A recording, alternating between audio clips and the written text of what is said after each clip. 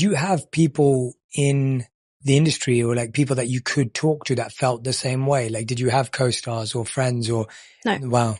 I don't know anyone else. I'll never say that I quit acting. I'll always be an actor. I'm still open to doing it again. But I certainly made a decision to take time to figure out, to not know, and to, I had like this whole disassembling the structure that's needed to carry the load of Emma Watson. It's like there's an agent and a publicist and a manager and a personal assistant, and there's all these people and lives who are intertwined with mine, and navigating and caring for and negotiating that with people as well was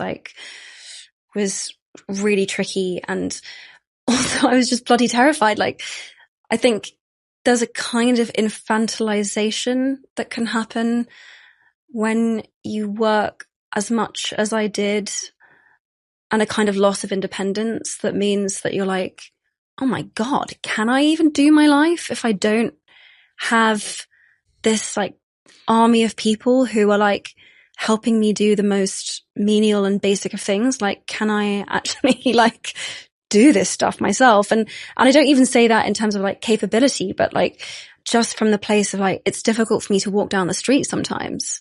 So if I'm going to start to take on truly the responsibility of most of my life myself, like, what's that going to be like? Like, can I really do that stuff? I think fame makes you feel like you can't do things for yourself in a way that can really disempower you and remove your confidence and autonomy as a human being. That's really disabling. And for everyone who's wondering, yeah, Emma called me up and I was like, so should I speak to a publicist? She's like, no, I am my publicist. Like, I was like, do I need to check with the manager? No, I am my manager. And like, that was literally the conversation we had. So she like, booked this podcast herself. Anyone?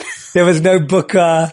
There was no booking system. There was no reach out. No. It was literally Emma doing it herself, which is proof you are living your values. Thank you. And you are aligned with what you're saying. God. I wanted people to know that. Thank you. I appreciate that. What's so funny though now is like, because I do everything myself, there's like a 50% chance you would have not thought it was me. Or like sometimes when I reach out to people, I had plenty of moments. I had to double take. I was like wait a minute, like verified tick. Verified tick. Amount of followers who she people like, think it's not me. Yeah. And so like I have a 50-50 rate of people actually just like not responding to me because they don't think I'd be reaching out myself. That's real. I had to do a second take multiple times. Funny. I think I even checked it this morning. Like, wait a minute. Is it definitely her? Is it definitely her? Am I going to turn up in some like, catfish situation? No, it's wild. Yeah.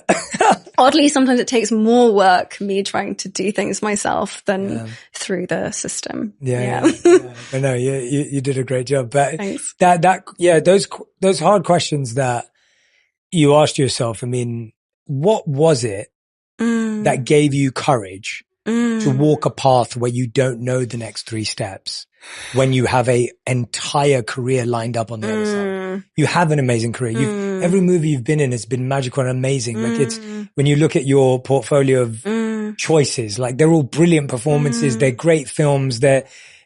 And you only would have more of that. So it's also not like you're leaving a career that's kind of had its, like, do you know what I mean?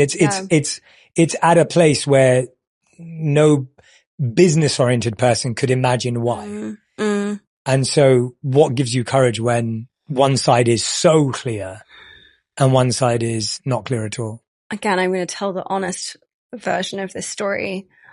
I'd love to tell you that it was like this incredible courage and determination I have inside of me. And yes, there's part of that. I'm not going to like completely erase my role in all of this. But I think a big part was that it was coming to a point with my health and nervous system where I was starting to hit a point of not no return, but like, it's interesting. I eat well. I do yoga. I do meditation. I do all the things, right? But I think I was using those as a way of mitigating how much stress I was under, as opposed to actually what those things are really for are compasses and points towards our truth. And I was using them as a way of like bolstering myself and allowing myself to continue down a path that actually was kind of wrecking me. And I think it was just like my immune system couldn't pretend anymore. I was on 7 or 8 packets of an antibiotic every year because my immune system was so low that I would just constantly be getting sick and a sinus infection and whatever else. Like, I have no idea. My body just started being like, no. I went from being someone who I would say I still handle stress and pressure well. And in the moment I could always do it, but the cost afterwards was starting to get more and more serious, to the point where it was like I'd always turn down. Actually, I remember I was in my early 20s when a publicist first offered me a beta blocker. I was nervous before a carpet, and it's the only other time I ever took anything.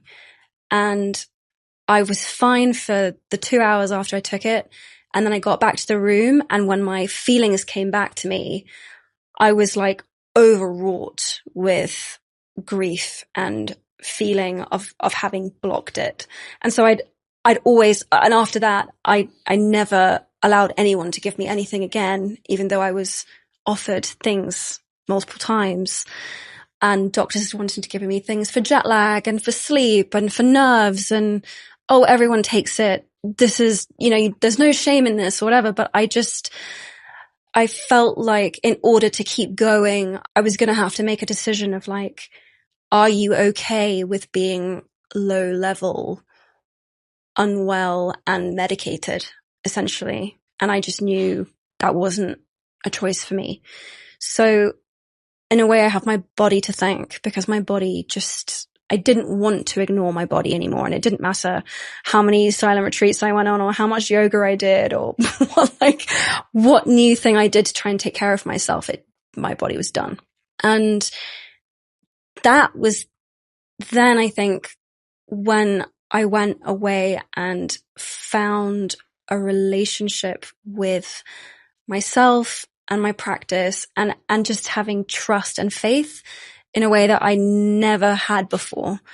And I started listening more carefully to like these little whispers of like, oh, like maybe this should be the thing you do. Or like even coming and doing this of like, I think you should go and do this podcast. Just listening to myself for clues basically, and listening to the universe, whatever that means. But I never had that before. I never knew how to listen for those things before I truly went away and had nothing for a while. So that was probably the best result of all of that.